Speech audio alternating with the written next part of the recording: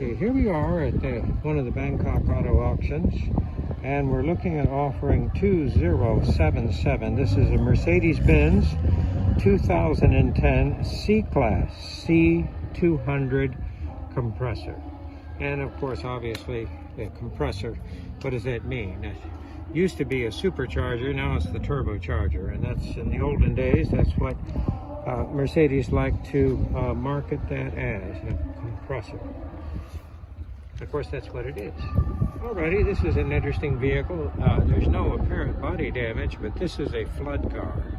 And it's coming in at less than $10,000. In fact, it's more like $8,000. So $8,000, this one's yours.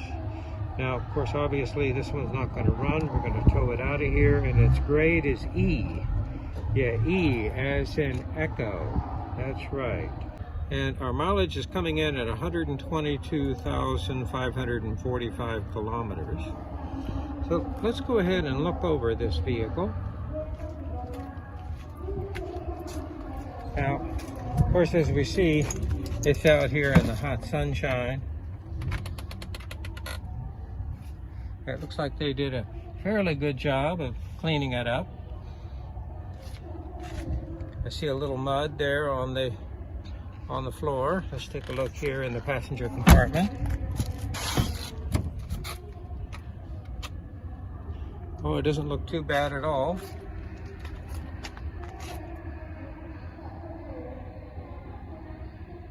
Now we're going to go ahead and pop the hood and let's look underneath the hood. Okay, here we see our 2010 Mercedes C200 compressor. And here, when they say compressor, they mean supercharger. Yes, I have a belt-driven supercharger that's going to compress the air and then direct it to the intake manifold. Now, here on this vehicle, here I see the air intake, and we want it good and high in Thailand because this is the land where there is a monsoon annually. It lasts for several months. And does it flood in Bangkok? Yes, it does, several times. So here we go. We're going to go ahead and enter the mechanical root style compressor, and I'm going to obviously compress the air. Now I need to bring its temperature back down to a reasonable value, and so what's going to happen is I'm going to direct the air out. Okay, here we see the air, a good high point there on the front of the vehicle. It's going to enter my air cleaner assembly, and thereafter passing through the pleated paper air cleaner, I'm going to move past my mass airflow sensor and then to the intake of my mechanical supercharger. Thereafter compressing the air, I'm going to direct the airflow out through this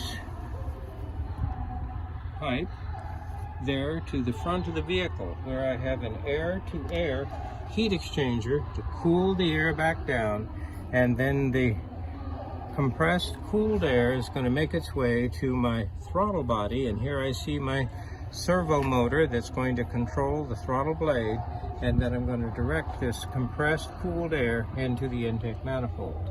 Now I do have a bypass mechanism so that at any time I can go ahead and bypass the supercharger and direct the airflow directly into the intake manifold, and I would do that under certain operating conditions.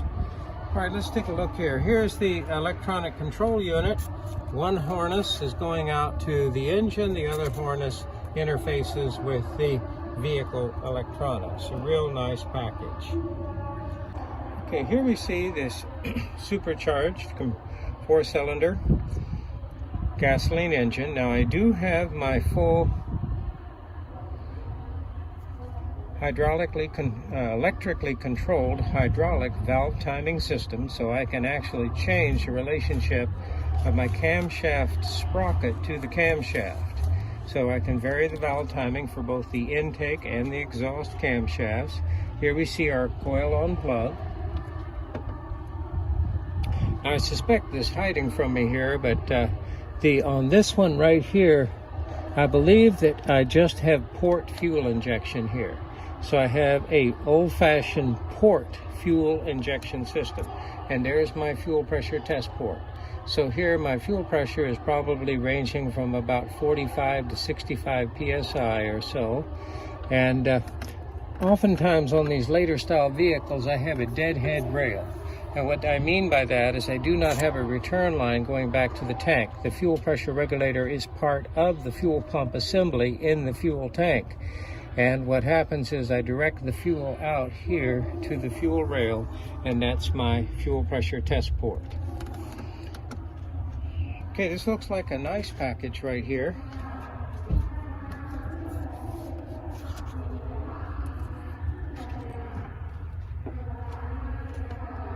Now, one feature that I do have is that here on the compressed air side of my supercharger, I do have this valve that allows me to direct fresh air to the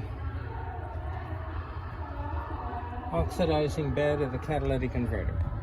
Okay, here we have our pressurized coolant bottle. And one thing Mercedes has always been a champion of is an electric water pump. Now this isn't the water pump for the engine. What this does is this circulates coolant there through the heater core on this vehicle, so I can there control precisely the flow of coolant through the heater core.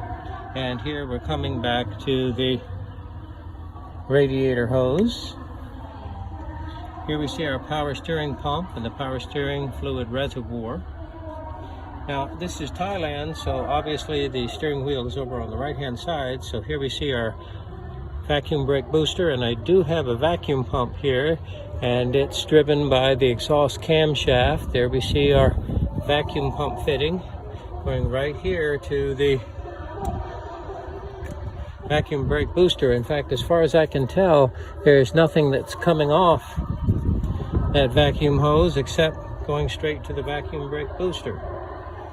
And here we see our fuse relay center, and over on the left side of the vehicle, here we see our anti-lock brake module, valve body, and pump motor. Now as I look here, I drop down, here's our charcoal canister purge solenoid. Obviously this is my windshield wiper fluid reservoir. And here we have our what looks like the high side line of our air conditioning system, and there is the low side fitting. Very nice, easy to get to, no problem. Now, as we look at this vehicle, it does have a belt-driven water pump. And there we see a common serpentine belt that's going to be driving the supercharger, power steering pump, the alternator coming up around the water pump pulley, and then drops down to our AC compressor, and then comes back around to the supercharger.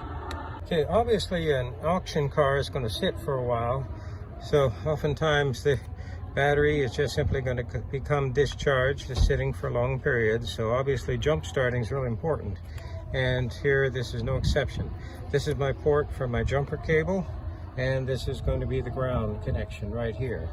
So normally when you're at the auction, these are always exposed because they're having to jump start the car to move it. One thing that Mercedes had done back about, I guess, 10, 20 years ago, is that many of the hood designs were such that I could actually take the hood all the way up to the vertical position. And not only is that a nice safety feature, because oftentimes these springs get weak, actually they seem to be in pretty good shape on this vehicle, but it makes it very easy to gain access to components in the engine compartment. So we'll go ahead and carefully set the hood back down.